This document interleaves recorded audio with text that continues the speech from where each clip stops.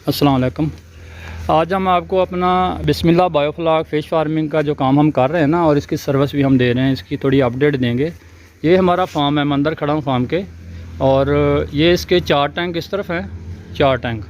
ये यहाँ से आप देखेंगे तो सीधे ये 4 टैंक हैं, और बीच में ये रास्ता आने जाने का, और 4 टैंक इसके इस तरफ हैं।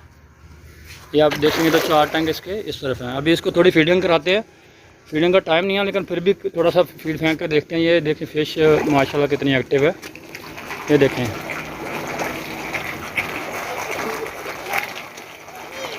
आपकी फ़िश जो है तब भी एक्टिव रहेगी अगर आप फ्लॉक प्रॉपर रखेंगे और पानी में अमोनिया नहीं पैदा होने देंगे, और इसमें ज़्यादा सलाज नहीं बनने देंगे, सलाज भी निकालते रहेंगे साथ साथ। फ्लॉक होना बहुत ज़रूरी है, वो आपका 10 से 15 ml तो होना ही चाहिए, ताकि मछली को भी मिले। और आप जो है इसमें दूसरा टैंक है, इसमें फीड फेंकते हैं। ये देखें, ये दूसरा टैंक है, ये इसमें फ़िश आ रही है ऊपर, ये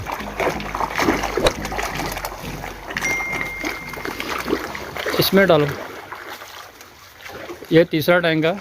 ये सभी टैंकों में आप देखेंगे मछली कैसे फीडिंग कर रही है। उसमें ये इसमें भी डालो। एक टैंक हम ना आज खाली कर रहे हैं, थोड़ा सा उसमें पानी निकाल रहे हैं, ताकि थोड़ा सा अपडेट दें कि वेट इसका क्या हो गया है, वो भी थोड़ा चेक कराना ज़रूरी है ना। इसमें डालें, ये देखें, और इसमें भी डालें। माशाल्लाह ये मछली है ना पूरी हेल्थी है, और ये बच्चा भी एंजॉय कर रहा है ना। ये देखें ज़रा, ये ऊपर इसका पानी देखें इतना कम कर दिया, तो आपको फ़िश अंदर नज़र आएगी। अभी हम ये निकालेंगे, ये देखें माशाल्लाह, इंशाल्लाह ताला बहुत अच्छा रिज़ल्ट मिलेगा। इस पर प्रॉपर वर्क करना पड़ेगा, क्योंकि हम अगर प्रॉपर वर्क करेंगे तो इंशाल्लाह बहुत अच्छा रिज़ल्ट मिलेगा। पानी के पैरामीटर को हमने सेट रखना है। तो निकालो भाई, अंदर जाओ ज़रा। ये भी भाई अंदर जाएंगे, थोड़ा निकालेंगे फ़िश। तो इसका वेट करते हैं, क्या वेट इसमें से आता है एवरेज। कोई एक साइड से कहीं से भी पकड़ो भाई।